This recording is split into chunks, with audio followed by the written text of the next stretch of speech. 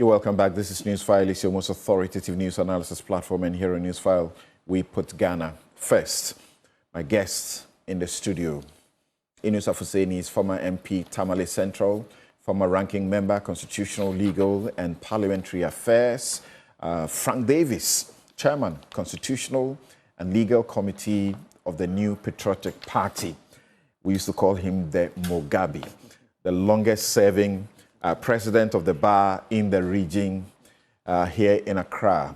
Bobby Banson is private legal practitioner. He teaches the law at the Ghana School of Law. He's an author of 2 very good legal texts that I use as well. And we will be joined by Gloria Ofori-Buedu, managing lawyer, GOB Law Consults, adjunct lecturer, Gimpa Law School, and University of Ghana School of Law.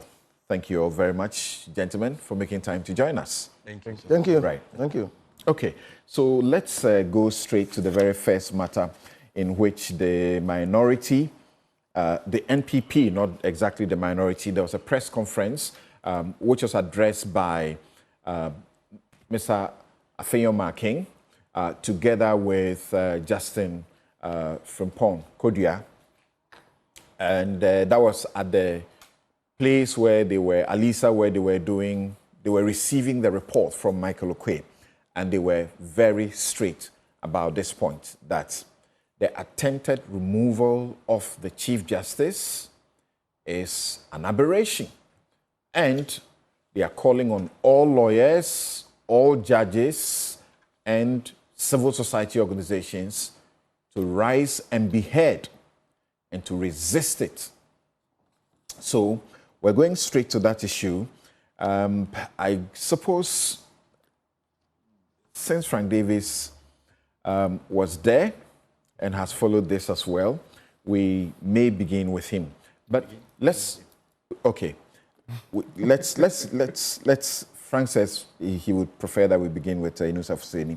So let me begin with Inus Afuseni. But thanks that you are here.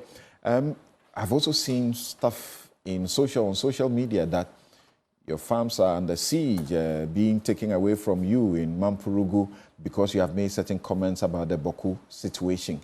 I've never hosted a show on Boku situation without the 2 sides coming at me. What's happening? What have you done?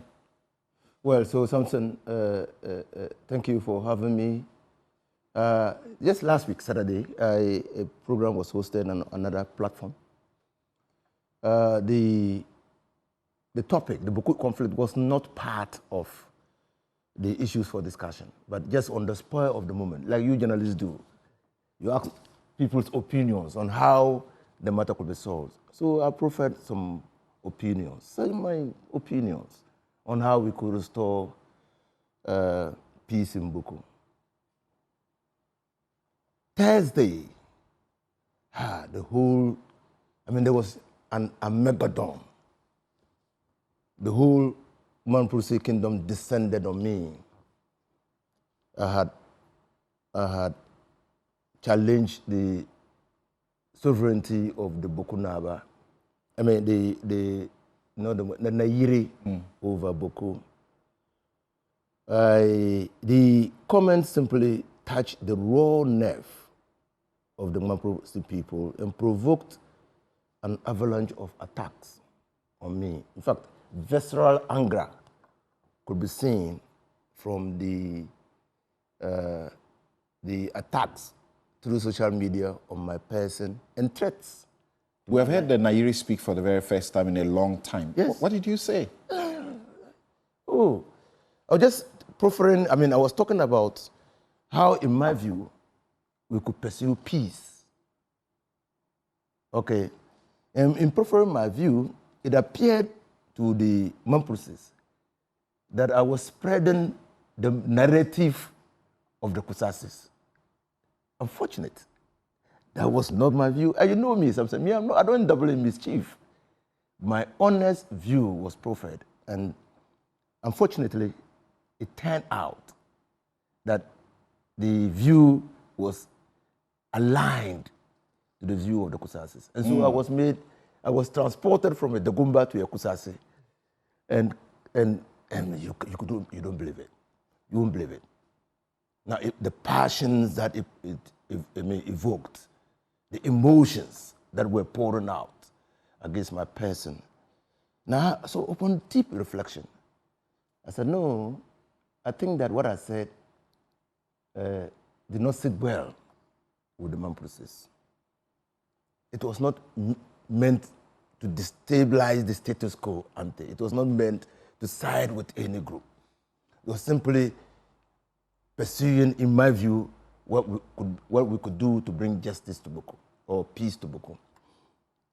And upon deep reflection, I think that I owe the Mamprusip youth an apology.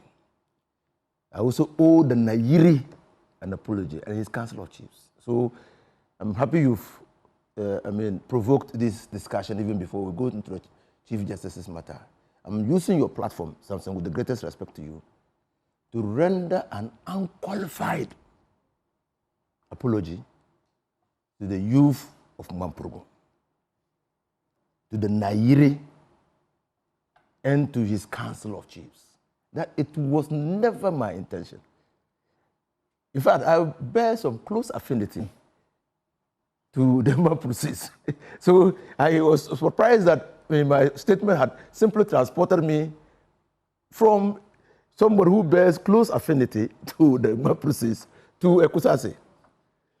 I've become a better person. I've now been able to put the conflict in proper perspective. Okay. And so, once again, this is Lent.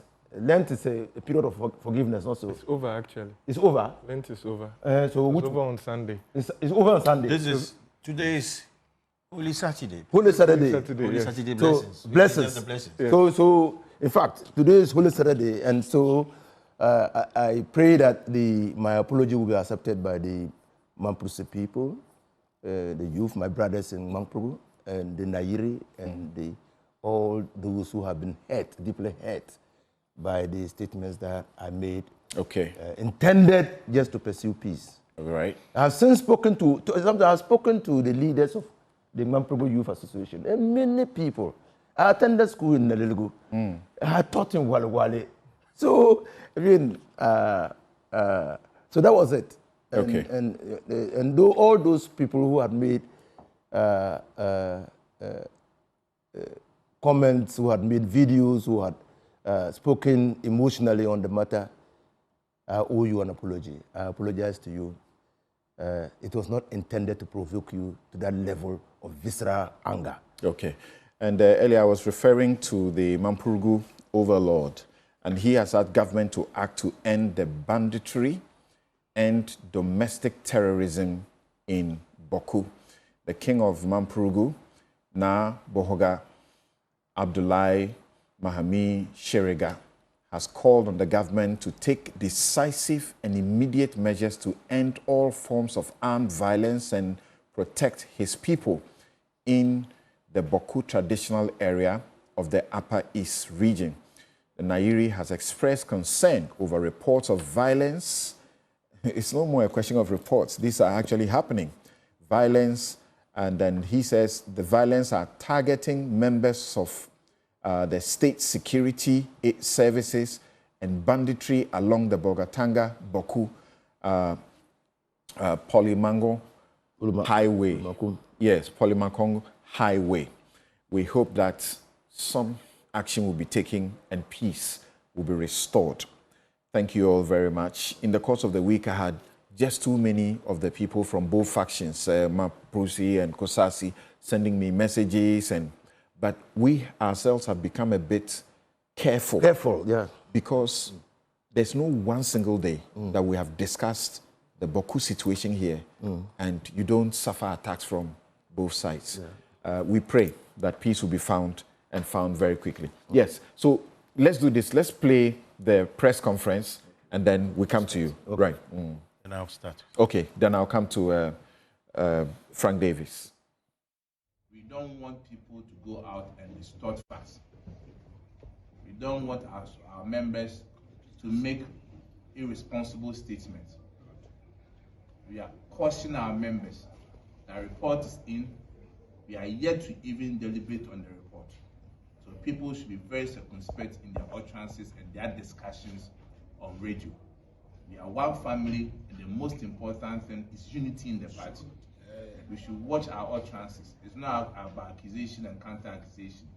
Let's stay focused. The leadership of the party has a roadmap. We know what we are about, and very soon the timetable for all the major activities in the party will be brought out for all of us to know and to prepare ourselves as to what transpired at NEC and National Council. If you recall, somewhere in January, National Council had an emergency meeting, and at the emergency meeting, the council set up a review committee to do a postmortem of the 2024 elections. And today, the committee led by Reverend Professor Iroma submitted their report to National Council. National Council accepted the report, but there are several steps that we need to take as a party. As we receive the report today, we need to sit down and deliberate on the report. And key among the discussions that we had at National Council, and also based on the summary evening presentation that was done by Professor Iroma, there will be a need for some constitutional amendment. So based on that, the National Council has constituted a 9-member committee to look at Professor Magukwei's report, particularly emphasis on where issues of proposals or amendment has to be made to our constitution.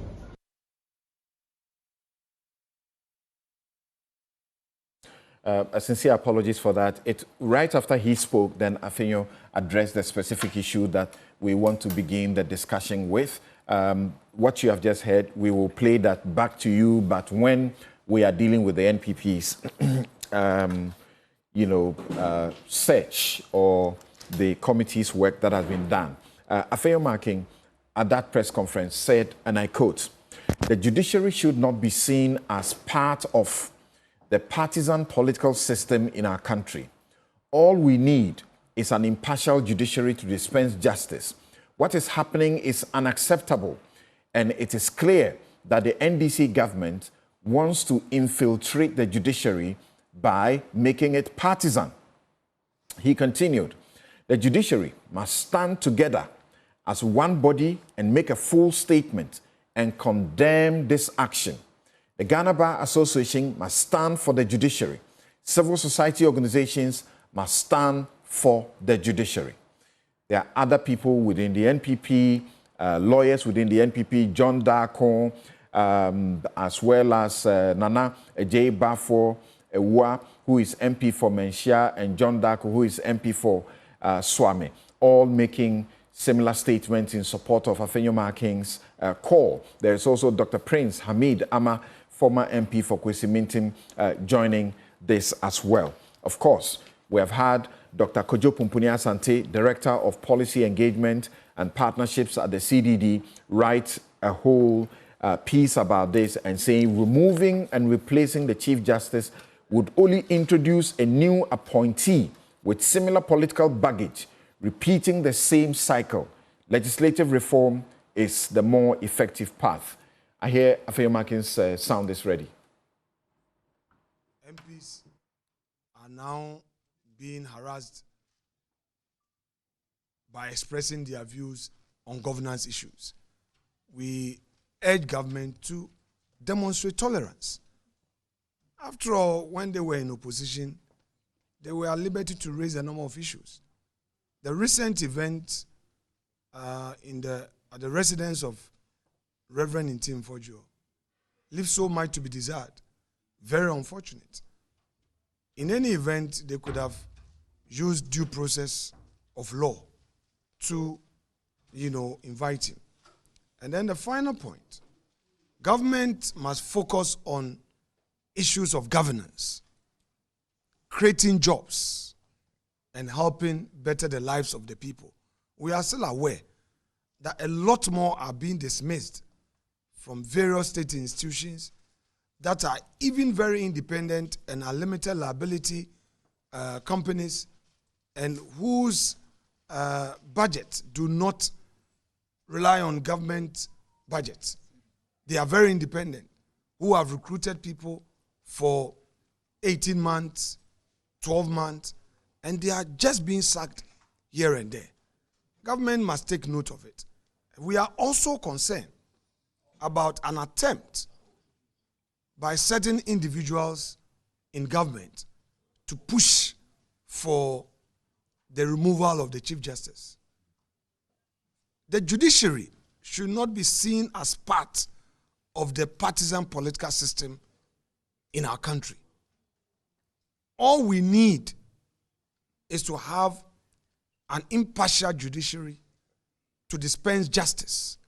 What is happening is unacceptable, and it's clear that the NDC government wants to infiltrate the judiciary and make it partisan. But my advice to all judges in the country: stand together. Let not somebody create an impression of one of you and think that by dislodging one of you, you will be the next. The next day, you would also be the next. So judges in the country must stand together. The judiciary must stand as one body and make a full statement to condemn this act. The Ghana Bar Association must also stand for the judiciary. Civil society organizations must stand for the judiciary. All these flimsy, pedestrian excuses, looking at what is out there, I mean, you wonder whether these are real, grounds for the removal of a Chief Justice. And, well, this is NDC for you. Some hardliners are still pushing for it. So I would plead with President Mahama. I see him as a statesman because this is his last and final term. So he's no more part of the mainstream politics. Right. Frank. Yes, Samson, thank you very much. And a good morning once again to your esteemed viewers, listeners, and the generality of all Ghanaians. Yeah. Samson, we are in very difficult and challenged times, and one will have wished that we were not, to borrow the esteemed language of my senior Afarieboa, we were not in this caboodle. I just had a little chat with Inusa before we came to the studio, and you see something, it's not the removal per se of a Chief Justice which is the problem for me, because it's a constitutional structure. I mean, it is founded under Article 146 of the 1992 Constitution. So if that is being exercised by citizens of this country, that there's a basis for the removal of a Chief Justice, it should not be too much of a heightened problem to me, because this is not the first time that petitions have been forwarded to the presidency for the removal of a certain Chief Justice.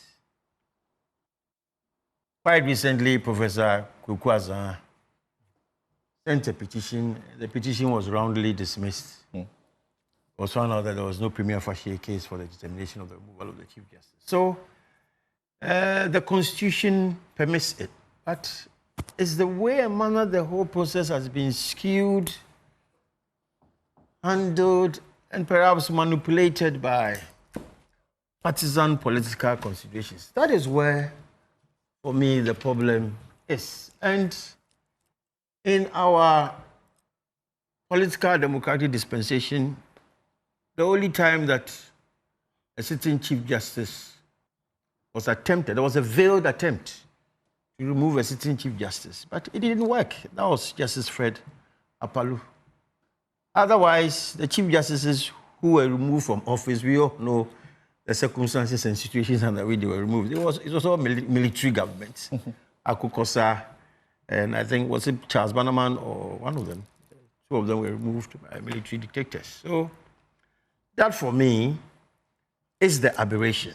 But in a constitutional setting, if the processes are followed through and there is a valid case for the removal of a Chief Justice, I mean, who can quarrel against it? But when the issues are so muddied and there's a persistent refrain by people who should know better, that is where the worry is. I have listened to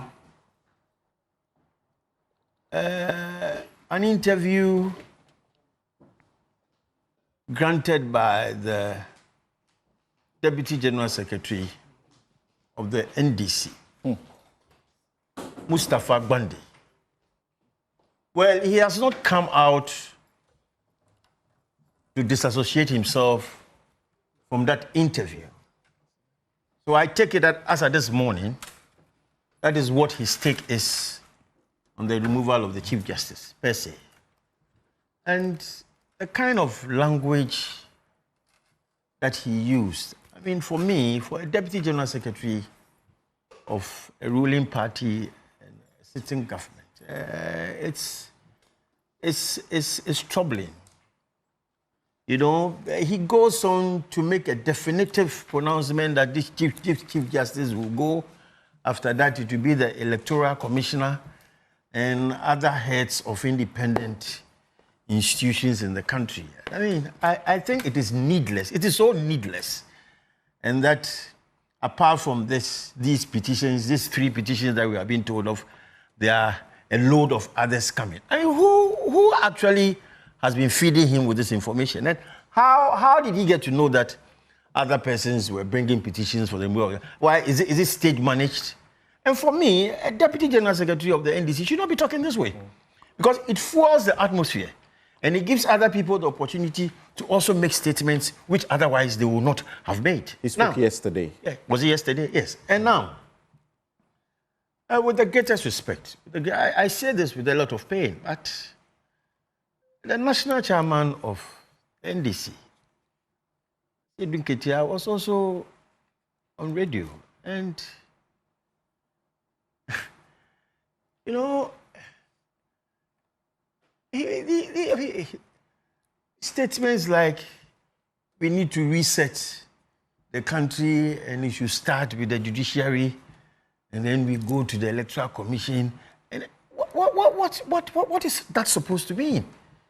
Because if the national chairman of the NDC is also in active cahoots, in active support of this refrain, what is being reset? Or what is being reset? Look, it is just an incident of political history that I guess in the last 5 Chief Justices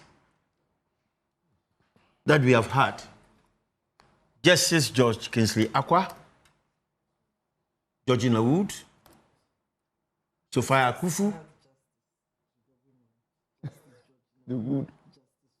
but I guess if I say Justice George Kingsley Akwa and I say it comes to please. I don't think we are here for that. We are the Chief Justices we have had. Chief Justice Kingsley Akwa, Mrs. Georgina Wood, Madam Sophia Akufu, Enini Yeboah, and Mrs. Gertrude Toko. Well, by incidents of political history, I mean, all these justices were justices who were appointed by the NPP government. But it's not something that anyone could have anticipated. But that is what happened. And can we say that these justices of the Supreme Court and Chief Justices have not distinguished themselves creditably? You see, when decisions are handed in court, we look at the basis of the decisions and make a critique of the decisions. But if, because a Chief Justice has been appointed by a ruling government and decisions are handed, then it means that that Chief Justice is politically inclined. I found no merit in that reasoning. And what is the basis, some of the basis, the things that people have said loudly about why this present CJ should be removed, that they refer to the unanimous decisions in the 2020 presidential election petition. But come on, she wasn't even the Chief Justice at the time. The Chief Justice was Enini Yeboah. She was only a panel member of the constituted bench of the Supreme Court, which had the petition. So how can you hang that on her and say that because of that she should be removed and that the judiciary should be sanitized? In what way or manner? In any event, we are all students of the law. Samson, you are a trained lawyer. I'm a trained lawyer. Inusa is a trained lawyer. Gloria is a trained lawyer. Bobby is a trained lawyer. Fortunately, all of us here are lawyers. Now, maybe people will say I'm speaking from a point of prejudice, but I always speak my mind as a trained lawyer. As I'm saying, I mean, it is not for glorification, but you know my stance on certain discussions we have had, both on radio and privately. And I don't mince words when I know what is happening. That's not set with me. But that's right. But please, let's be cautious. Because if we take a systemic and determined attempt to destroy our institutions of state, it is the country that will suffer. We have the executive, we have the judiciary, we have the legislature. Let us maintain this separate, distinct arms of government and let them all do their work independently. Now, a typical case of this 2020 election petition, which has generated this fury and this unanimous 9 or 7, whatever people are saying. Something between us all here as trained lawyers, is it mandatory for any defendant to open his or her defense in a case? We have gone beyond it. I don't know why sometimes, I'm tempted, sometimes why the politicians, even those who are lawyers, they turn the law upside down. I mean, is it... It's not mandatory. Is it mandatory for a defendant in a case, both civil and criminal, is it even mandatory, even with a criminal trial, where you suffer the penalty of imprisonment, a fine, or sometimes you are hanged or you are jailed for life? It is not mandatory that the accused person should open his defense or her defense. It is the burden of the prosecution to prove the guilt of the accused person beyond all reasonable doubts. In a civil trial, it is the burden of the plaintiff to prove beyond the preponderance of probabilities that you have made out a case.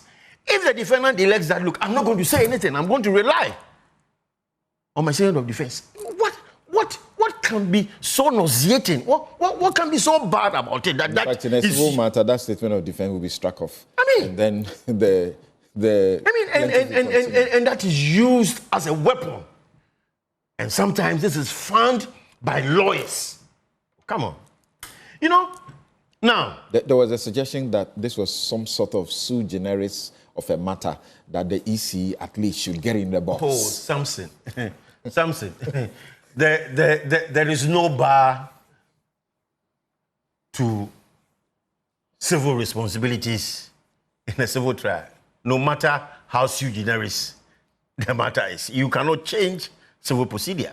You cannot change the rules and orders of court. If it is A, it is A. We don't skew because it's sui generis. In any event, something. Aside of the CJ, we also had indication that the petition had been forwarded for the removal of Justice Scott Porman by another citizen of the Republic. Just a day or two ago, I heard that petition has been withdrawn. What does it make of it? Quietly, that matter has been determined. If the petition is withdrawn, it's gone. But did we hear the cacophony of noises which have been made in respect of Georgina Wood? She's been given the petition, she submitted a response, and we are waiting for what would happen. I beg and plead with all Ghanaians and the political actors especially, that we should refrain from making judgmental and prejudicial comments. It does not help the narrative. It does not help the discussion. Now, before I leave this space, Samson, why is it that sometimes we pick and choose when it is good for us, then all is well, and when it's not good for us, then it is inevitably bad? We're all in this country. There was a very high-profile criminal trial involving Atuforsen and Richard Japa about causing financial loss to the state. The lawyers for the two accused persons, of course, the third one was discharged on medical grounds, lodged an appeal in the Court of Appeal. There was a 2-1 verdict in the Court of Appeal. And Atuforsen and Richard Japa were acquitted and discharged. What does that make of our judiciary? And what does that make of the Court of Appeal? That the two justices, Justice Bright Mensah GBA and Akabuafo, who were in the majority in that decision, are pliant NDC judges. I mean, you see, when we do some of these things, it becomes laughable. So it means Akabuafo and Justice Bright Mensah are NDC judge acolytes. So they decided that they will acquit and discharge Atuforsen and Japa. But these are justices who are appointed by sitting presidents. Akabuafo was appointed by President Akufo-Addo.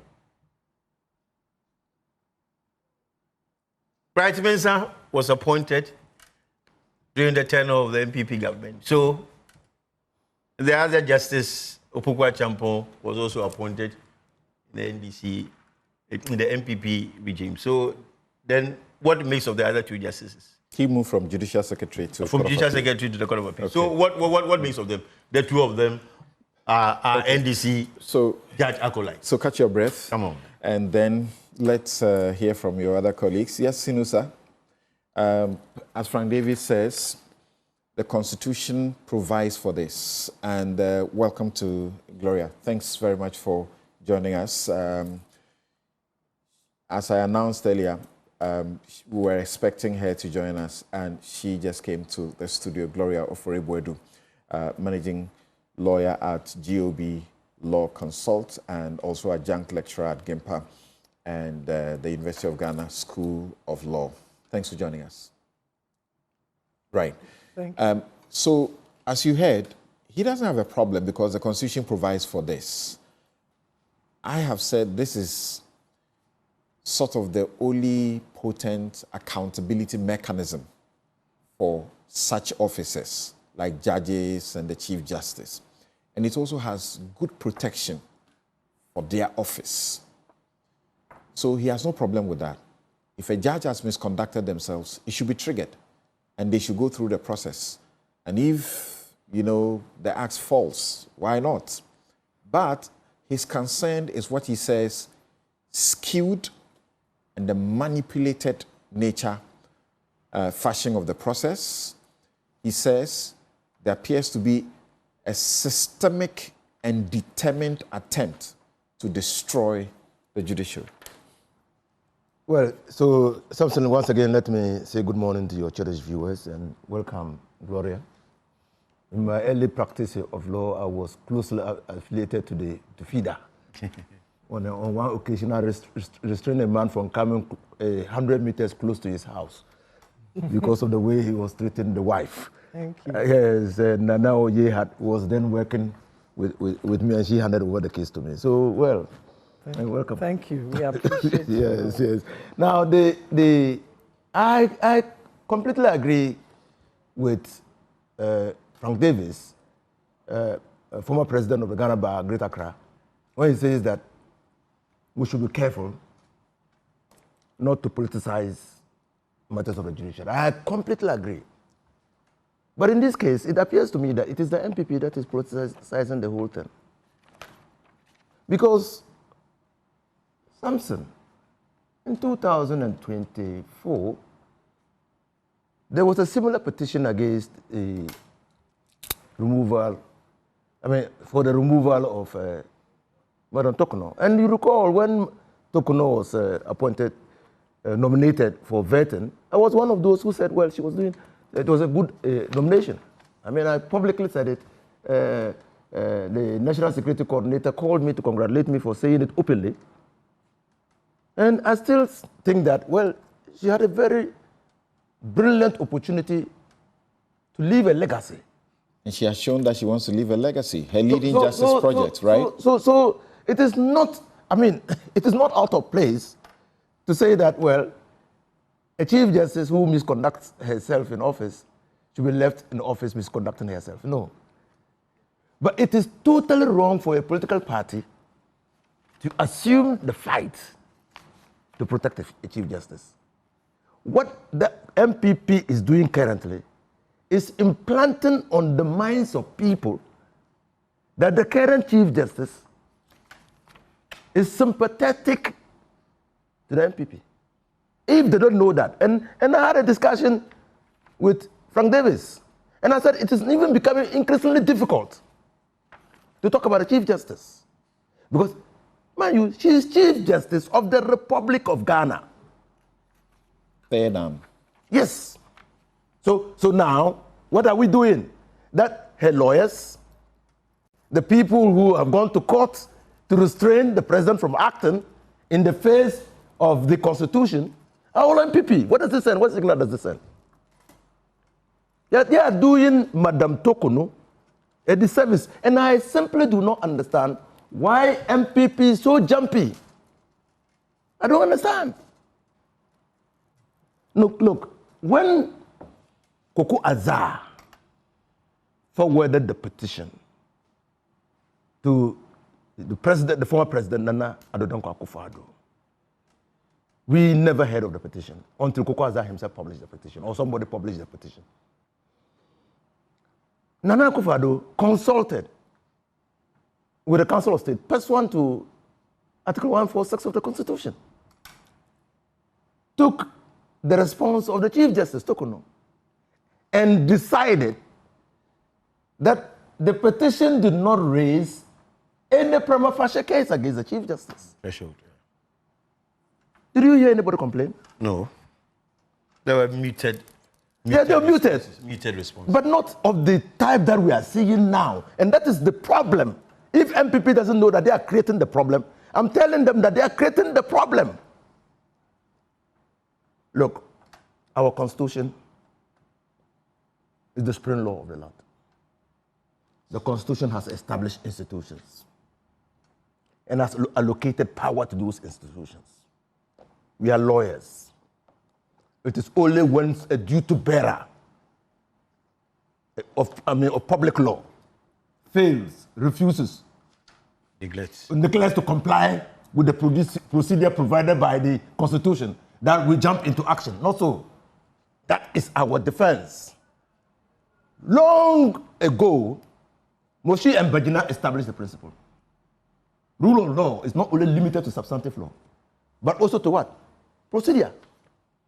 Long ago. That principle has been repeated in many cases in this country. So we as lawyers will watch closely what is happening.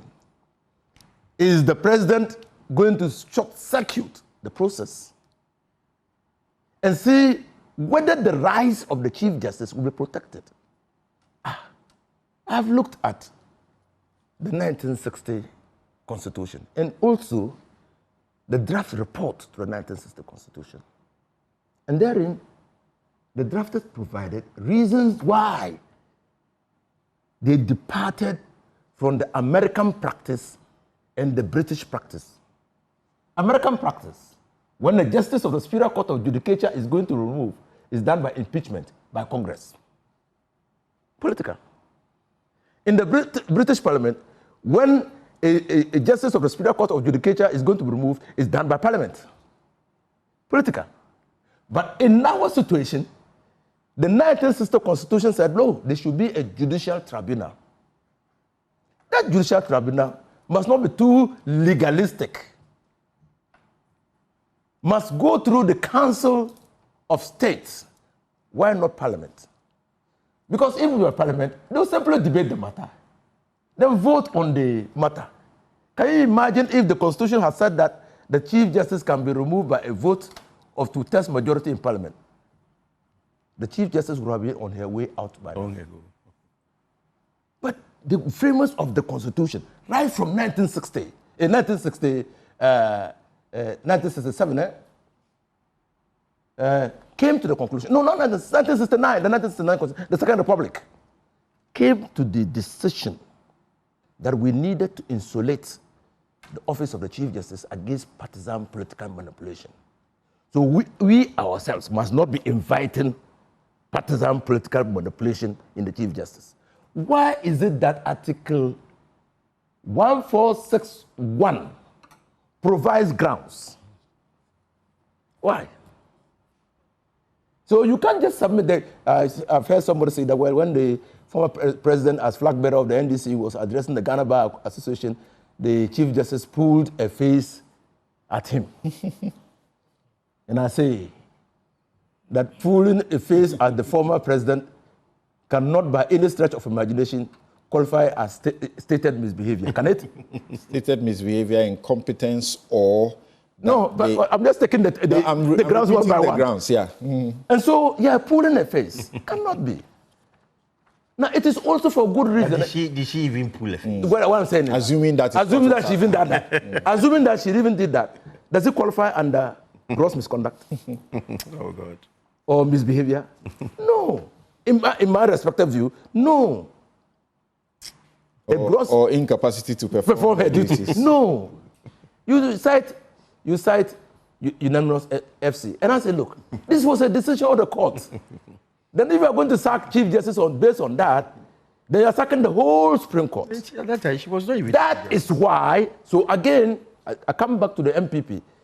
That is why a petition must disclose the grounds on which a Chief Justice ought to be removed. And that petition must pass the threshold of prima facie.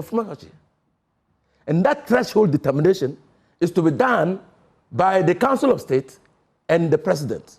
See, I said the President has acted in good faith in this particular matter. Why? There is no provision of law that says in the determination of the prima facie, the response of the Chief Justice be imputed. In fact, when you read Ajay Chum, it's very clear. That responsibility is vested in the President acting in consultation with the Council of State. Except that Ajay Chum, that about says that the Council of State must play a prominent role. No, but what seek the advice of a reputable lawyer. Yeah, no, so that was a recommendation. Now, but Samson, when Chief Justice Tokuno wrote to the President and said, Mr. President, in matters of the removal of justices of the Superior Court, when a petition is sent to me, I have developed a practice where I take responses from the justices whose conduct is the subject matter of a petition to determine prima facie. Judge Nawood was also doing so. Yes. So, Mr. President, I want you to extend that favor to me. And the President did. He did. That's good faith. You could have simply said, oh no, that favor is not, you're not entitled to that favor. But he did. He did. So, please, removing a Chief Justice from office. You are saying this was being sought as a matter of favor or courtesy. But that is the basis of a lawsuit, that until she's made her response for the determination of the prima facie, everything should fly out of the window. Also, auditory party rule. So you see, for me, again, you say ordinary party, the rules of natural justice. Ajay's Chum settled the matter beyond doubt on the position of natural justice against statutes. Even when you look at Article 11 of the Constitution. Not to cut you in. If you read carefully what Dateba wrote, it all lined with the thinking of lawyers that if something has been founded against someone, the person should be given an opportunity to make a response before it. Well, that's an inference. I mean, that's an inference. Well. That's an inference. Yeah. I want us to but it also has to be clear, because we have established on this table. Yes. I asked Nana J. Bafo Ewa, and he was straightforward. Those decisions, pronouncements, were side comments. Yes. They were orbiter. Right. Orbiter. Now, so what I'm saying is that it's very important for us to know that, and I'm sure the president is keenly aware that it is an onerous responsibility imposed on him in dealing with petitions for the removal of a Chief Justice. The president has only one term, and he wants to leave a legacy. And that is why he must balance the requirement of the law with the requirement of public interest to safeguard the integrity of the judiciary. Everybody knows that in any country at all where the judiciary is bastardized, the rights, privileges of the citizens will be compromised, and the judiciary can no longer protect the citizens against a marauding executive. So everyone knows the importance that the judiciary plays in safeguarding the rights of individuals. So I do not think for the life of me that if the petitions, and it's for good reason that the drafters of the Constitution said everything associated with the removal of a justice of the Superior Court of Judicature, including the Chief Justice, must be in camera.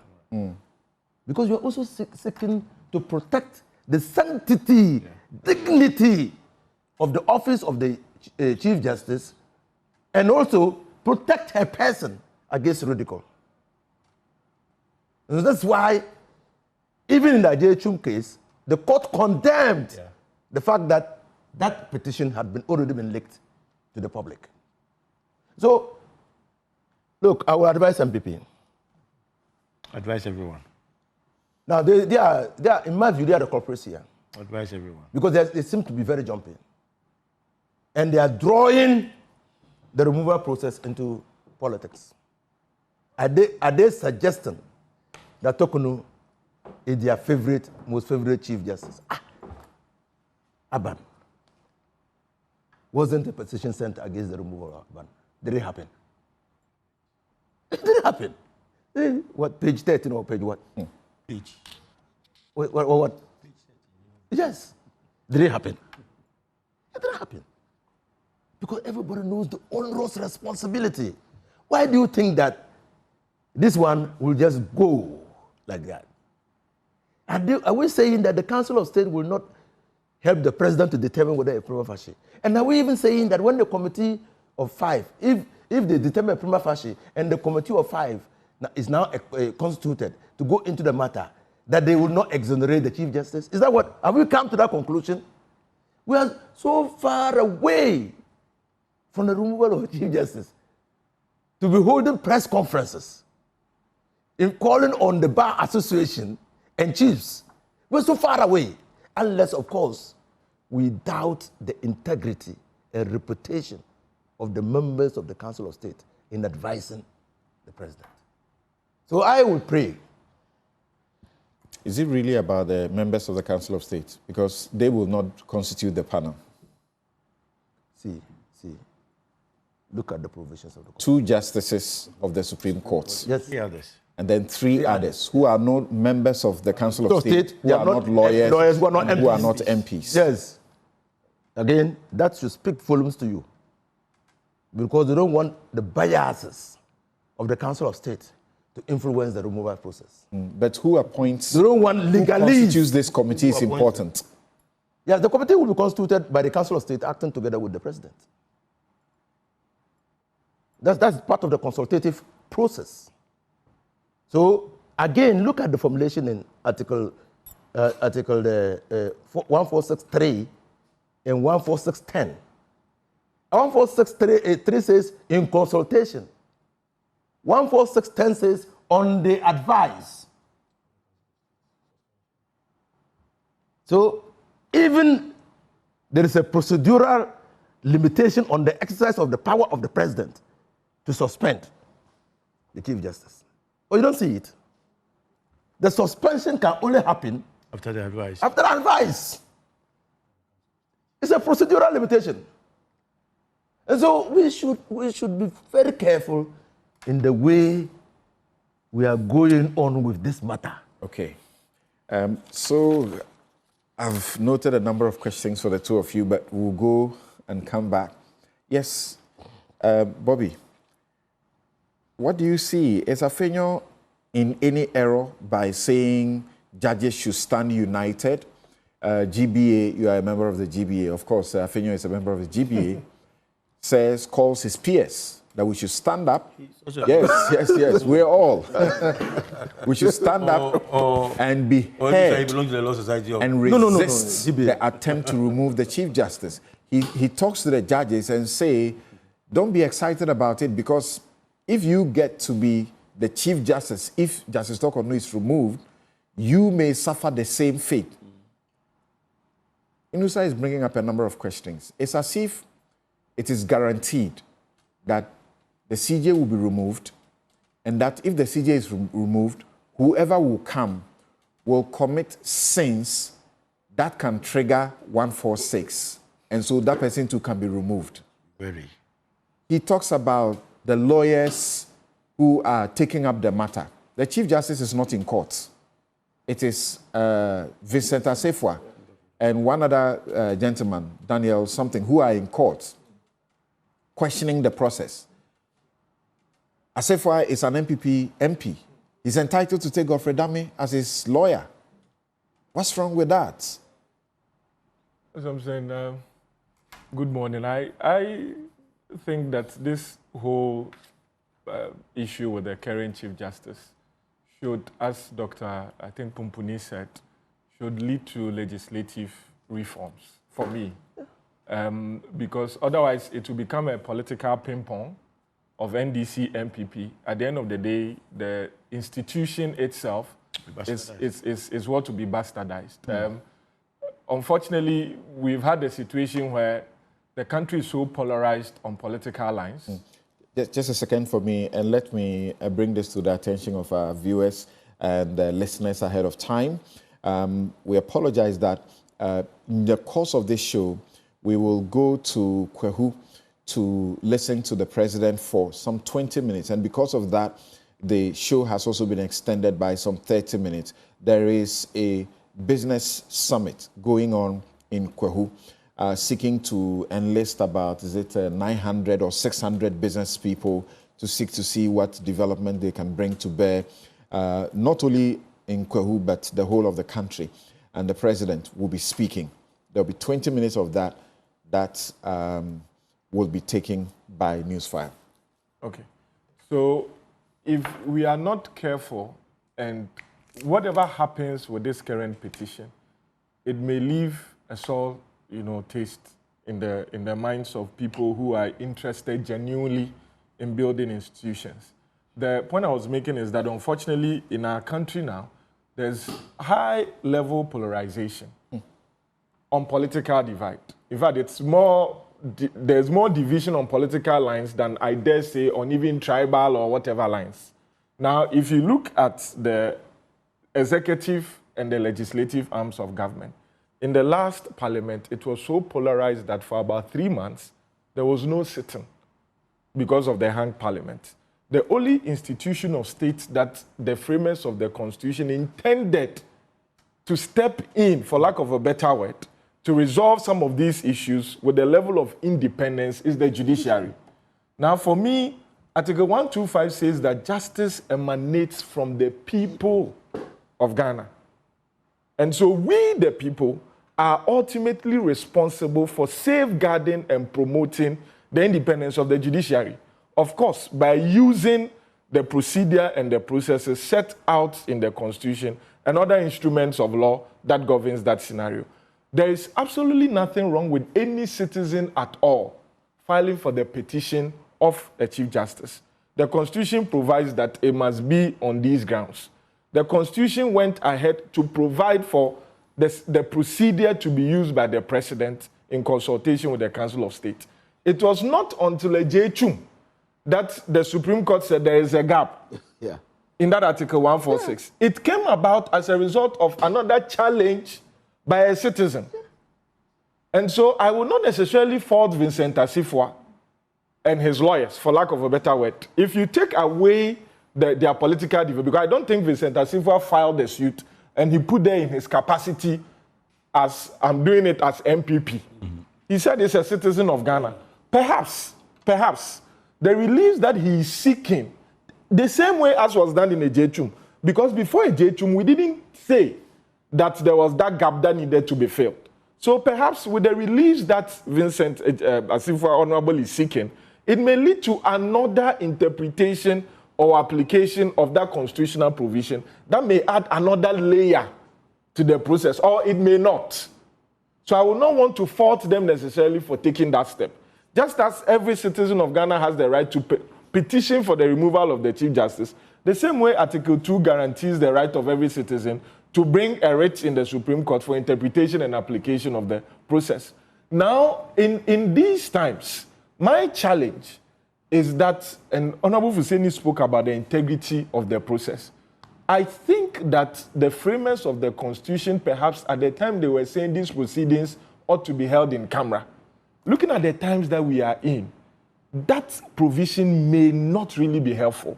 And the reason for me saying is that we have seen on social media commentaries by persons from both sides of the political divide seeking to adduce the contents of the petition.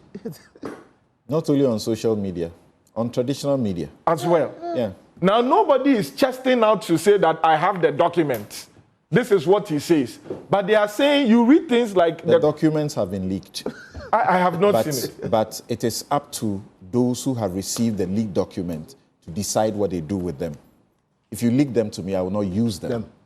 Then that is where the problem arises, because the Chief Justice, I don't think would want to issue a statement to say that, listen, I have read so and so and so on mainstream and traditional media saying that these are the contents of the petition. This is not the content. This is actually the content. I don't think that the presidency will also issue a statement to say what you are seeing on social media is not the content. And that leaves a lot to be desired. Because at this stage, to the best of my knowledge, we may all be speculating as to the content of the said petition. And so if Honorable Afenyo-Markin says that the GBA and the judges should stand up against the attempt to remove the Chief Justice, maybe he has his foot on what the content of the petition is. I do not.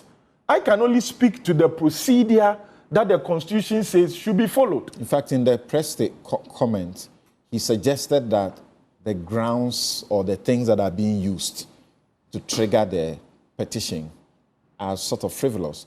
And you would have heard also former First Deputy Speaker, Joe Wise, also say that if what he has seen to be the content of the petition are what they are, he doesn't believe that they should end up in removing a Chief Justice. And in traditional media, you have heard, for example, Paul Admochre also talk about one of the petitions. There are three. Talk about one of the petitions, and he lists a number of grounds. Even though he listed about three, that particular petition is supposed to have in excess of 21 plus, I think, 4 different grounds. But he picked about 3 or 4 and gave responses to them. And the people are making their minds around some of these things. Therein lie the attack on the integrity of the process. because now the framers in 1992 perhaps did not anticipate that there will be proliferation of media or information to this extent that these days when you write something to the presidency, before you, the person who went to submit it, you leave, it's already on social media. And that is worrying. And so you see the Chief Justice in a certain situation. I was in court once where an objection was raised to the constitution of a panel at the Court of Appeal. The panel. The basis of the objection to the constitution of the panel was that one of the parties in the case was, for lack of a better word, the spiritual father of the Chief Justice. And so for that reason, an objection had been raised to the constitution of the panel. And this matter had to be adjourned for the Court of Appeal judges to deliver a ruling. And so sometimes you have some of these things being thrown in where it will be very difficult to justify or to support them. Some of the people that I've seen made comments on social media about the alleged contents are people that in the past have made comments against government institutions, government appointees. They've not backed it up with any evidence when they were called to. And so I sit and I say, okay, in the past you said A, B, C, D. There's no evidence. Now you are saying this. It leaves me or any person who is interested in following the integrity of the process challenged. So I will suggest that perhaps going forward, with the consent of the parties involved, it may be necessary for the contents of the petition to be made and the response with the consent of the parties involved. Because we can't shy away from the fact that whether it is formally made public or leaked, once there is a petition against the Chief Justice, there is a questioning of the administration of justice under that particular Chief Justice. Interesting. If the president is going to be impeached, we'll know the content of why he's going to be impeached, and it will happen in Parliament. Yes. Yeah. And so if the Chief Justice is almost on the same level of a removal process, why should it should be made public? That is my... But presently, in Utaderi, the Supreme Court gave a caution that if it is leaked, there can be consequences. Yes. The consequences can include a suit in torts, a declaration to the breach of the provision, and even criminal prosecution. I agree. That is what I'm saying, that going forward, the framers, because the Constitution is under review, it may become necessary that with the consent of the parties involved, to avoid some of these... No, it may, because as it stands now, the speculation is fueling what it is not. Let them fuel it. But at the end of the day, I think so. No, at the end of the day, the ordinary person... These are, excuse me, I mean, busy, good for nothing busy. We'll come to that, and to the point that actually a poll has been conducted. I was going to go to that. The 51 or a certain percentage are in support of the removal. But have they seen the content of the petition? Definitely not. That's what I'm saying. So if a poll that was the point I was going to make. Comes out to say that he has undertaken a poll. The contents have been leaked. I have not seen it. Social media. Oh, I have not seen. I have not seen. But the interesting thing is that the contents of the petition, which were submitted to the presidency, have been leaked. But fortunately, the responses of the Chief Justice have not. So there's an integrity when it comes to the part of the Chief Justice. Yes. But there's no integrity when it comes to the part of the presidency. How do you say that? That is a serious... And please, I'm making my point. And so, whatever happened, the petition went to the president. But there are more than one petition. There are three petitions. So according to our constitution, when it comes to the petition for the removal of the, what do you call it, Article 146, Clause 6, the petition is submitted to the president, isn't it? So if we are going by that, then that is where the petition was submitted, and that is where the fallacy is. Took place. That's where what upsets me is that when it came to the petition, there was no integrity in providing confidentiality and sanctity to the grounds of the petition. But when it comes to the Chief Justice, her integrity must be assured, because she could also have leaked her responses, especially if the responses were saying no to each of the grounds of the petition. So in this case, I believe that we must educate the public that when you hear one-sided version of a legal matter, please keep quiet.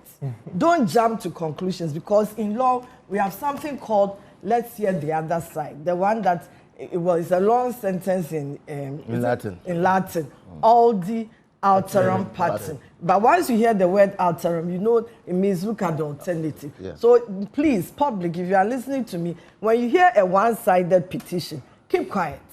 Let's also be patient and hear the response.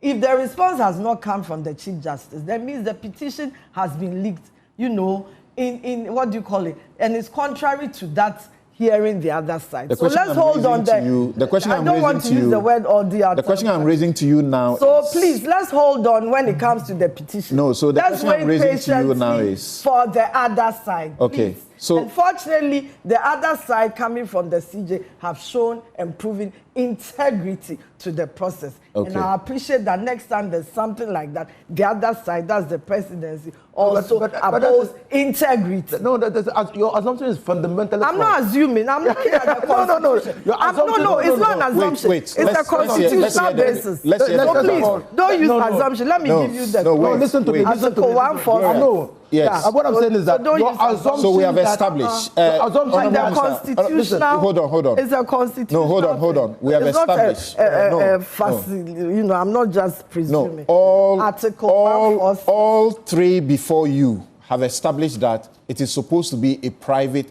and confidential process. So that is not a matter in argument. Yeah. So what happened? The question you have done, what you have done now, is a presumption. Yes. Or an allegation, which now has to be interrogated. That has nothing to do with the provision of the Constitution. I will say no. So say what you want to say. What I'm saying is that I say no. She's assuming no to the presumption and absolutely no to the then presumption. You should open your you should open up your mind to what. No, I'm using a constitutional basis. I have a constitution. Where did the petition go to? Where was it submitted? Is the president who wrote the petition? So where did the petition go to? So you believe that you can look at the leakage? So wait.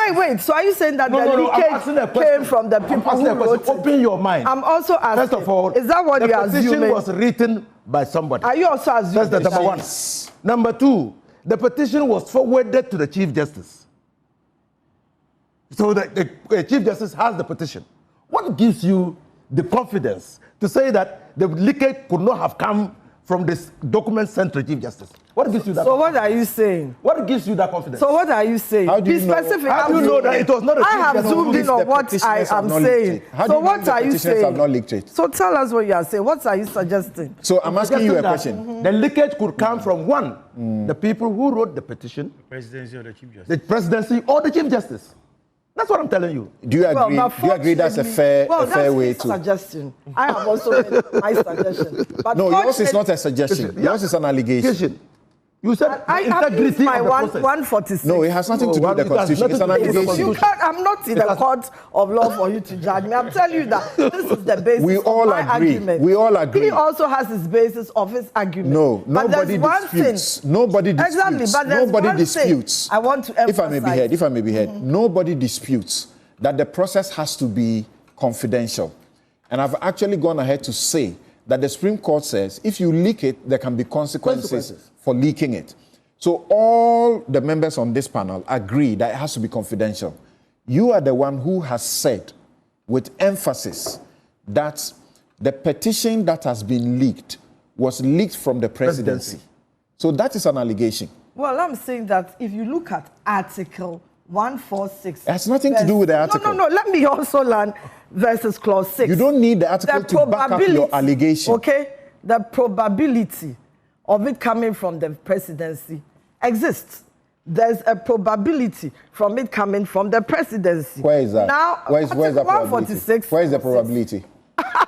Why do I have to repeat myself? You cannot use the Constitution to back your claim. Oh, please, then what do we use? Fantasy. The Honorable has also looked at the process and said the probability could be 3. Okay. I am using 1 and he's using 3. Okay. That could come from the office of the president or the, what do you call it?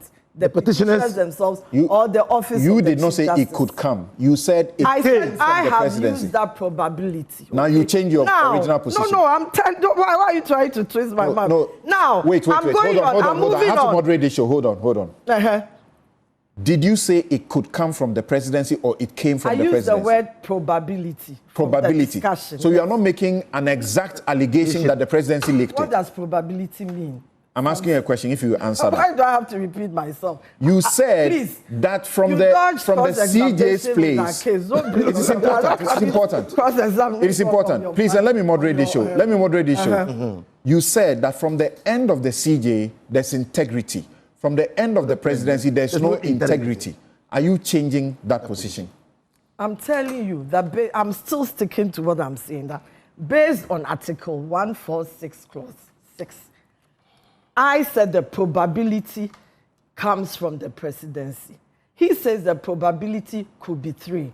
I'm saying that, well, he has brought in the 3, and so he has zoomed in on the one that I had, that there could be a probability, right?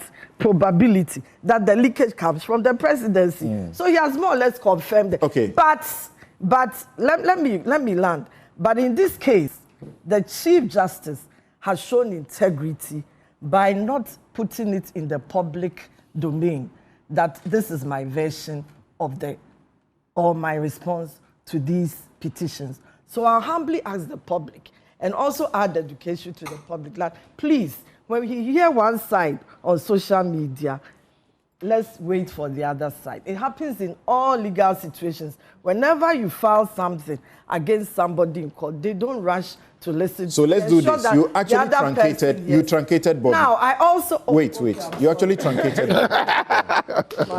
So making a point, she just took it off. Anyway, that's okay. Sometimes it happens. Yes, I was. Yes. And I wanted to add. Thank you. I will just again, for me, to the legislative reforms going forward. The constitution of the 5-member committee said 2 of them should be Supreme Court judges. Now, my practical challenge in this instance is that, and this is not definitive, just for the purposes of thoughts and discussions, if the 2 members of the Supreme Court, or the 2 justices of the Supreme Court, become members of this committee, and in the event that the committee at the end of their work decide that the Chief Justice is culpable in the petition and recommend that the Chief Justice should be removed. Sometimes I've been thinking, can any of these 2 members of the committee be candidates for the appointment of the Chief Justice? Of course, why not? Will it not suggest, like again, like I'm saying, legislative reform, will it not suggest?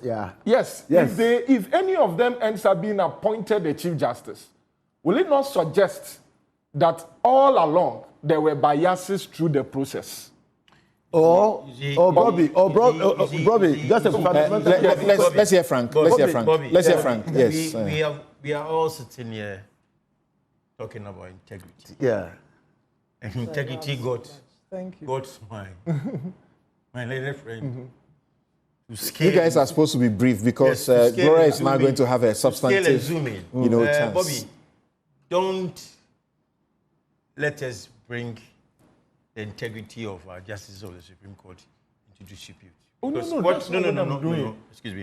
What the inference, the inference you are making from this line of argument is that if there should be a determination that the Chief Justice ought or should be removed after the constitution of the 5-member, whatever, the 2 justices of the Supreme Court, who invariably have no choice than to sit on it because that is what the Constitution says. Is it to suggest that they will not have acted with utmost integrity and fidelity? No, I am saying this because I'm suggesting legislative reform. Because you see... That is why I was making the point. I'm saying that legislative reform... Your point is let him finish it up. If we are not guided by learners of the law and masters of the law, the whole process will be mutilated. Because the other 3 persons who are coming onto that committee are non-lawyers, not members of the Council of State, and they are not MPs. So this is going to come from the generality of the public. Anybody else can be appointed. Okay. But we need guidance. So, of course, it's a sticky situation. But where you have been called upon to perform a duty, we all will suggest and think that there will be integrity and fidelity to the process. I think the point I was making is that... hold on a second. I think that I support what he has said in the framework of a larger constitutional that is what I'm saying. reform. Yes, that, reform. Look, if we are going to safeguard the integrity of the process, it should be said that the 2 Supreme Court judges who be appointed onto the committee must not qualify to be Chief Justice. That's what that reform. That's what I'm saying. I'm not saying that that's what he says, so that it doesn't create the impression. Frank is suggesting to you that implicitly then you are suggesting that judges can see facts and then skew them, which exonerate and still say these are not exculpating, facts. I don't think it's fair. They may even force, a guilty verdict when there is no guilty verdict. No. What he's saying. No, but how can you say because they have sat on the committee, they should be excluded from being appointed as Chief Justice? That is the opportunity. No, that is discriminatory. No, that's the opportunity cost of sitting on the committee. Again, all that I'm saying is for legislative reform. It is like going forward. It is like you. All that I'm saying or is maybe those 2 persons should not come from the Supreme Court. Perhaps that is what I'm saying. That the committee, the constitution of the committee, may even be retired Supreme Court judges. Maybe. That is what I'm saying. So I'm talking about reform. Thank you. Please land. Maybe retired Supreme Court judges. I need you to complete your submission. Okay, so I'm going to complete it. Yes, that's what I'm saying. No, but I didn't finish and you jumped on it. So you said yes, to take away the perceived. I just suggested that to you. Yes. The last... Or even retired Chief Justice. No, I'm saying... Or even retired Chief Justice. Perhaps. The last reform that I think may have to look at going forward is the suspension and the revocation. Because we know, and sometimes I think we've discussed it here, that suspension in itself is a disciplinary measure, for lack of a better word. So it is not as if it is, I have not finished my investigations, but I have suspended you. Let me finish my investigations, then I can revoke the suspension. I think that provision may also have to be looked at. Because if you say for example, you are suspending the Chief Justice, that constitutional provision does not make any room for appeal. No. It does not. And the Supreme Court have said that appeal is not as of right. So unless it says that you have a right of appeal, you cannot. So what it means is that the final decision, which is not only an administrative decision to be taken by the President in consultation with the Council of State, it also becomes a judicial decision. Why? Because it affects the right of a constitutionally appointed person. But the absence of an appeal does not foreclose an action by someone who is aggrieved by the findings of the committee. A committee. No, but at that time that they are suspending, the committee has not finished. I'm not talking about that. When they are finished. Yes, of course. When they are finished, the product. You can question it in a court of law. If you say that due process was not followed. But even with that, I don't know if you can question the conclusion. Again, because of the strict interpretation of the right of appeals by the Supreme Court, that if there is a specific procedure and it doesn't state that you have a right of appeal, you can appeal within so and so. You do not. No, I'm saying you can take your mind a bit away from appeal. And then challenge it in terms of, well, let's see. So I think, yes, it may. So after this, if this does settle, I think that the Constitutional Review Committee should have a thorough look at that Article 146 to foster the integrity of the process. Okay, thank you. Yes. As we are all thinking aloud, suspension, does it not align with interdiction?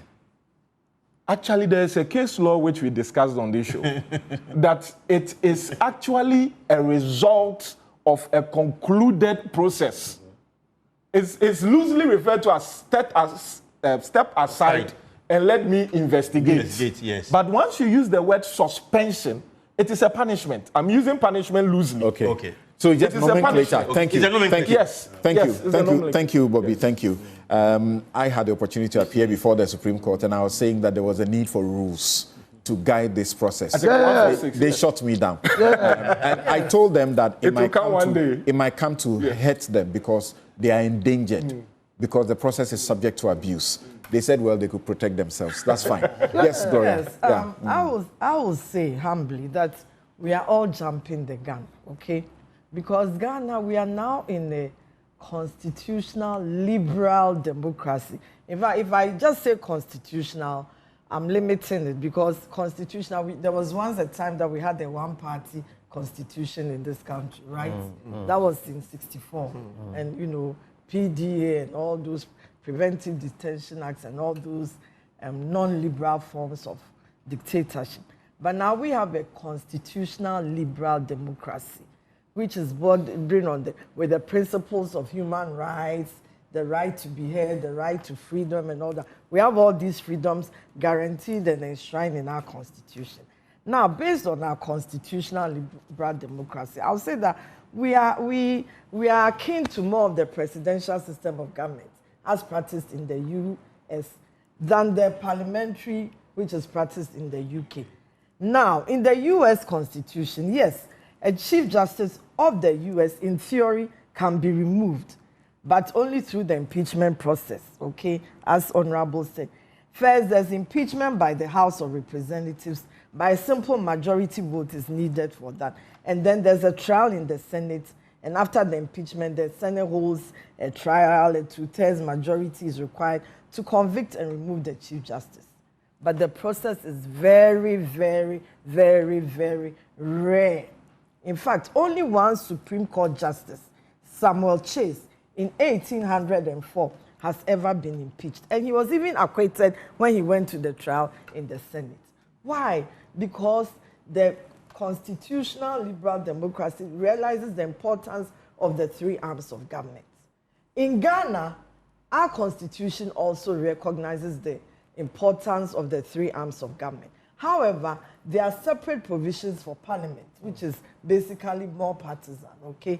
And then there are similar provisions for the Chief Justice when it comes to grounds of removal, and then the president. The president cannot be removed because we voted him into office saying he or she has a term of 4. I always say he or she has a term of 4 years. Then it comes back to the electorate. The Chief Justice also has a term of office till age 70. He or she, as has been proven. The president can be impeached. In theory, we have all the grounds here. Article 69. In theory, we have all the grounds for the Chief Justice. Article 146. But in practice, it's never done. Never, ever done. Because if we do that, then we are just shredding the foundation of our democracy into pieces. Look, in Ghana, they said the president can be impeached. These are the grounds. If he or she violates the oath of office, including doing something inimical to our economy. And that one, then we can impeach the president any time, especially after the budget reading. Then, if the proven misconduct, so incompetence, proven misconduct, and then if the person is incapacitated in mind or body. We had a president who died on the job. Nobody ever went to parliament to say that he's he should be impeached because he's incapacitated in body and mind.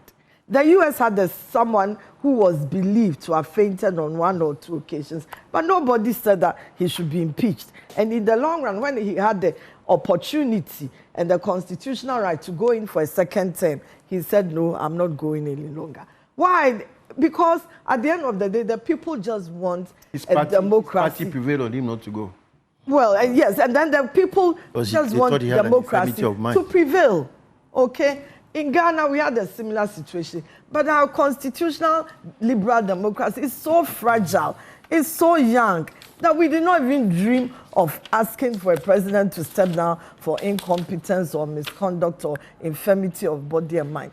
In fact, if they breach or disobey the orders of the Supreme Court, they can also be impeached. There are all these, and then to test my parliamentary, whatever. I mean, but the grounds, we don't even go there. So there's Chief Justice. Why are we doing that? We've had all these Chief Justices who have transcended changes in governments. we've had, even when we had the military juntas, the Chief Justices stayed on, right? They didn't touch the, well, apart from the judges who were eliminated, it's a bad history. I don't want to talk about it. I mean, that was something that we don't even want to remember in our history, unfortunately. But all the justices continued. All the courts were in operation, even though the Constitution was abrogated, political parties were banned, they were what? Proscribed. Proscribed, there was a ban on political activity and all that. Even the military juntas respected our judiciary. So please, let's not even jump the gun and go on and say proving misconduct. Proving misconduct by who? We've heard petitions which have been leaked in the media, but we have not heard the other side. The other side. Okay, so for the second time you say jumping the gun. Then, I don't understand. Yes, then I also I want to ask a question. Oh, I'm just saying that we are talking about theory. We are, instead of the practice, we are just going on and on. You just that's what I meant by jumping the gun. By the point you are making, you're saying that the provisions, Article 146 and 69 are similar when it comes to grounds for removal. Okay, if I could ask the question. You are saying Article 146 should not exist? Oh, no. Let me clarify. Article 69 concerning the grounds for removal of the president exists in theory, but in practice is never used. Likewise, Article 146 for removal of the Chief Justice exists in theory, but in practice it's never used, because at the end of the day, we are looking at the volatility of our constitutional liberal democracy. That's all I'm saying. So if a Chief Justice does grave wrong, we should... No. I'm saying, you say the provision exists. It is intended to hold the office holder accountable. No public office holder is unaccountable, correct? The only way you can hold, perhaps, the Chief Justice accountable or a judge accountable is through this process, right? You know what? I always liken the Chief Justice to the presidency, because it's, the judiciary, the legislature, the executive, and their heads, symbolizes the democracy. That's why on 7th January, when there's no president, briefly, for those hours when we did not have a president in office, a vice president or a speaker of parliament, briefly was the Chief Justice, the fourth, who is the, the symbol. The president is elected, the Chief Justice is not elected. Who is the symbol? The president has powers, the Chief Justice has powers not close to that. The judges have a protection in Article 127, where the work they do, they are not liable to be sued or an action to be taken against them for an act or an omission by them in the exercise of their judicial power. So people will say, this is the only way you can exact accountability. I will say that in practice, the symbols of our democracy are upheld in some form of aura and sanctity. And I'm still going on that. On 7th January, the fourth estate, that's the Chief Justice, was was the one, there was no power vacuum. She was the one who was in charge of the power in this country, and she had to swear in the speaker first, and then the president and the vice. And even when you looked at the seating, the president and vice were, the seating was different until she swore them into office. No, all these things are symbols that are sacrosanct to Some of my viewers say you are jumping the gun. You're not sticking to the discussion present. No, I'm explaining. It's just that you keep interrupting. No, I'm not interrupting. I'm asking questions. So I haven't finished. So, I'm sorry if I'm jumping the gun, but I hope they are flowing with me. I'm trying to make it as simple as possible. So we are looking at the theory and we are looking at the practice of democracy. We have an issue at hand. If I can ask a question and expect that you will answer the question. But I haven't landed anyway. I have one more thing to say. Fortunately, I have the chance. Okay. My question is, we're discussing a particular issue now. That issue is that the minority or the NPP is saying that the judges, lawyers, civil society, which you will qualify to belong to, should stand up against the attempt to remove the Chief Justice. That's what we are addressing now. Well, you know, I was listening to the, on my way here, I was listening to the, what's it called? The press conference. And I heard Honorable Afenyo Markin mention that, right? So he represents the NPP. That's correct. Oh, okay. I will humbly ask that he stays out of this, because with all these issues, there's also the issue of when there was a parliamentary standoff, and people are saying that there was a problem with the decisions regarding the parliamentary standoff. It's such a sore point amongst a lot of the populace. So let me humbly ask that he should, you know, he shouldn't he should not come in. He should just humbly stay away. And then let me also say that if he said it, well, I don't know if he was speaking for himself or for the whole new. It was a party. It was a party's conference. Well, I don't want to go into that. All I want to say is that let him stand off a bit, because there are all these issues from the standoff that happened in Parliament before the election. Yeah, but your substantive point is that the Chief Justice should not be taken through this process. That's my point. The Chief Justice and the President are not taken through this process. There's theory and there's practice. In practice, they are not. And then when you look at the issue of even who can be a Chief Justice, a person of high moral standing and experience and expertise, having been with the judiciary, and even with our Chief Justice also having been with the bar. These are all, you know, what do you call it, attributes that we can be proud of, okay? And then, not only that, I know there's been a case by, I think it was the AG versus Aban, Justice Aban JSC, as he then was, and something to do with the bar protesting that they didn't want him. But the issue of how a Chief Justice is appointed, is what you call it, appointed and confirmed, came into being. And we know that our Chief Justices have been, as well as our presidents, have always had some authority emanating from the Constitution. So in practice, let's not even tamper with our fragile democracy by even thinking of removing a Chief Justice on petitions that have been leaked to the public, but on the integrity of her responses that are still held in if confidence. A Chief Justice, on the three grounds, if a Justice of the court normally misbehaves or is said to be, if a Justice of the Superior Court misbehaves or is said to have been incompetent or is said to be incapacitated, it's okay to go through this process to remove them. I'm not talking of that. We've had some. No, it's a question I'm asking you. Yes. It's okay to use this process to remove them. I'm telling you that in practice, we've had some processes in this country. So I don't want to go there. I remember when the Anas Amir... I need to moderate this for our I'm answering audiences. your question. You are not answering it. I am. We all have a style of answering our question. No, you're just... I'm telling you that in answer to your question, there has been precedents about judges of the Superior Court of Judicature, I think the High Court, if I remember, and some lower courts, especially when it came to that Anas Arim case, okay? So I will say that it has happened before, but with the Chief Justice, okay, with the Chief Justice, it's okay to let the judges. It's okay to let the judges of the Superior Court go through the process, but the CJ should not go through it. We have not had the justice, the CJ and the Supreme Court justice.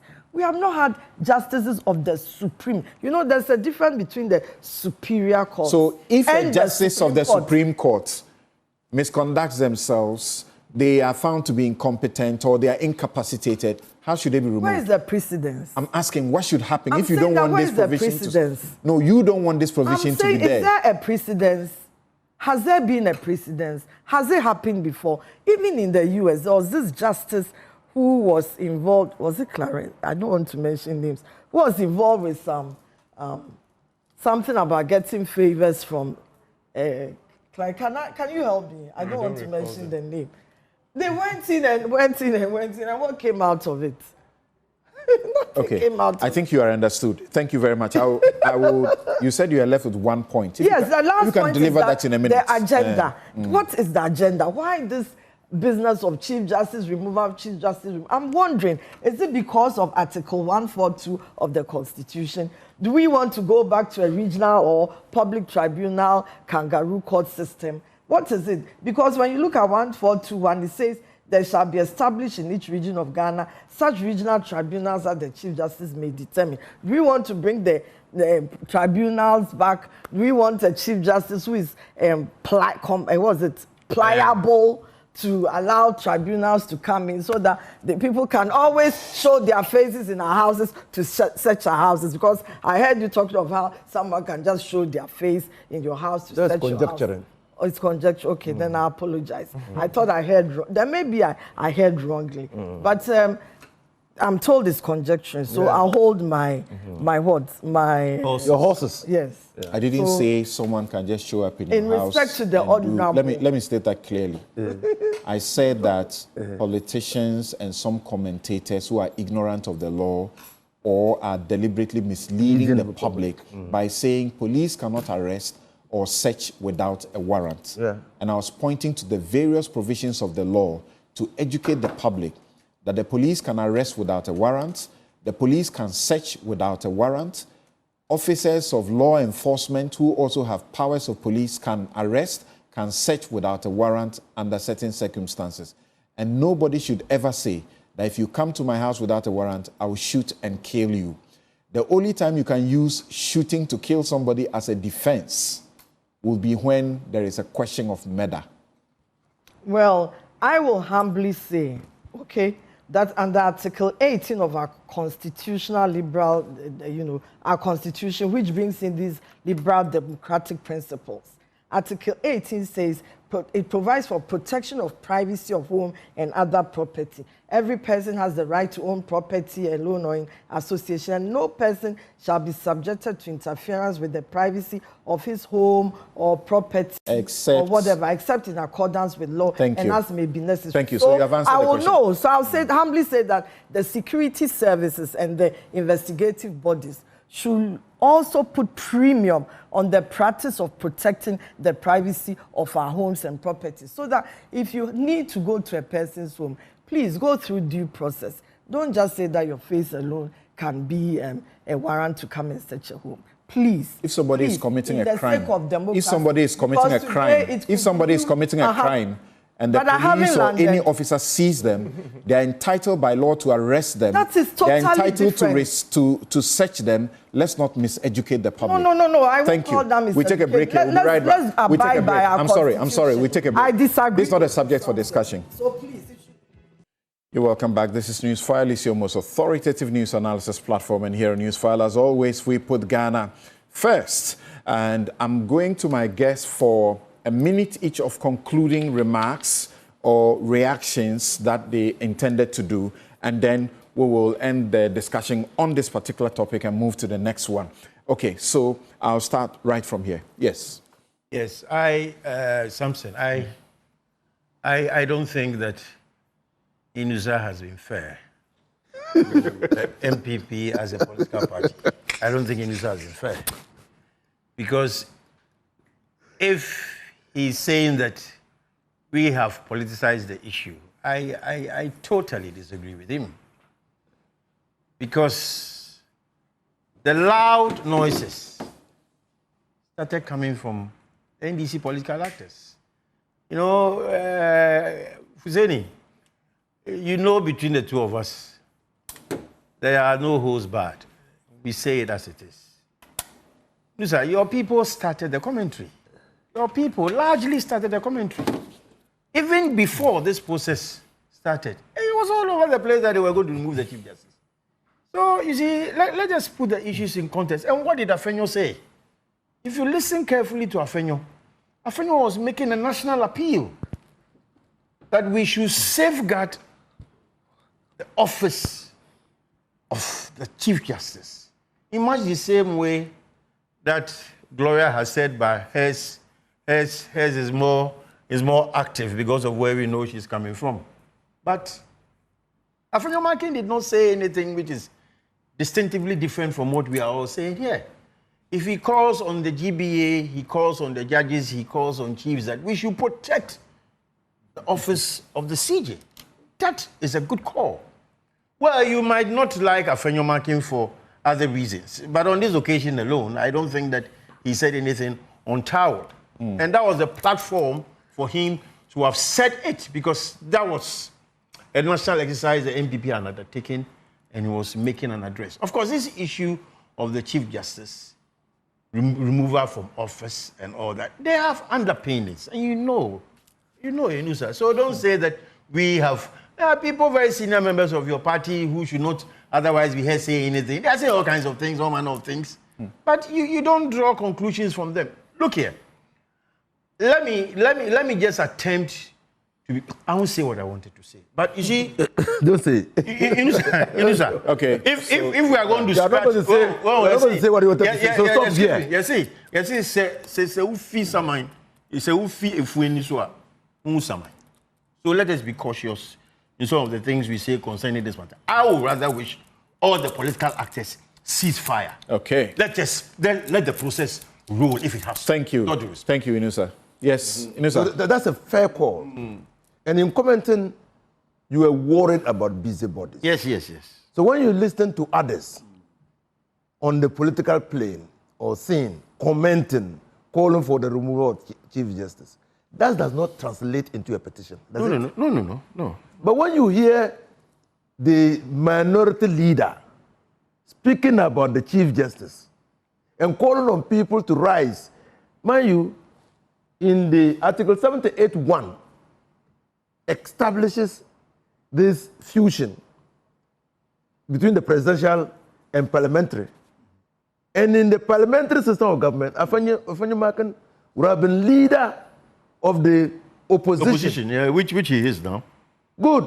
And so when the leader of the opposition takes the battle and fights it in the media, then what do you expect? He has not taken any battle. So the second thing is that... He's not taking any battle. With the greatest difference to Madam Gloria, this leakage of the petition, I've been wondering, and I have never admitted that what is in the public domain is the petition that has been sent to the president. I cannot admit it. First, have you seen it in the public domain? I've seen some I don't aspects. subscribe to that. In the public domain? In the public domain. Okay. I don't subscribe to that. I've seen some aspects. I thought that it was within some No, journalists. I've seen it. Okay. I've seen it. And so I said, no, it cannot be because of the fidelity of the process. But the first people who drew attention to some portions of the petition were the minority. When they held the press conference. No, now, but Inusa, don't self-contradict yourself. I need to move. Are you saying that? Yeah. Are you saying that those portions are authentic? But that's what it could not be the president who leaked the aspects of the minority press conference to the minority. These are I don't think so. Noisy. Or you are suggesting that the president leaked it to the minority? Have you said so? Okay, thank you. Yes, Gloria, it's your turn. Yeah.